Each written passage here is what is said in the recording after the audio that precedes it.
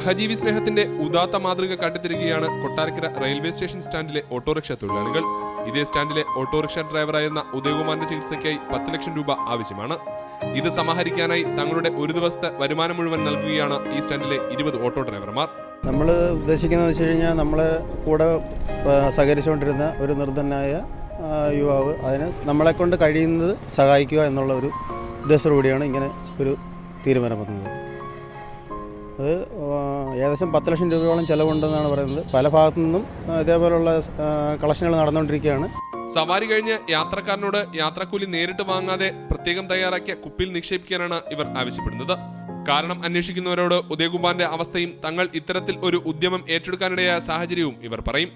വളരെ നല്ല പ്രതികരണമാണ് യാത്രക്കാരുടെ ഭാഗത്തു നിന്നുണ്ടാകുന്നത്. 20 രൂപയുടെ ഓട്ടം കഴിഞ്ഞ് 500 രൂപയും 1000 രൂപയും വരെ നിക്ഷേപിച്ചു പോയവരുണ്ട്. എല്ലാവരും അവർക്കാവുന്നത് പോലെ സഹായിക്കുന്നു.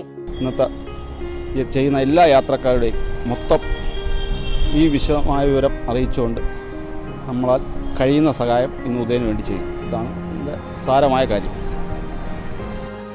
10 ലക്ഷം എന്ന വലിയ തുകയിലേക്ക് എത്താൻ ഇനിയുമേറെ സഞ്ചരിക്കുമെന്ന് ഇവർക്കറിയാം. തങ്ങളുടെ ഈ പ്രവർത്തനം കൊണ്ട് കൂടുതൽ ആളുകൾ സഹായിക്കാൻ മുന്നോട്ട് വരുന്നത് സന്തോഷം നൽകുന്നുവെന്നും ഈ ഓട്ടോറിക്ഷ തൊഴിലാളികൾ പറയുന്നു.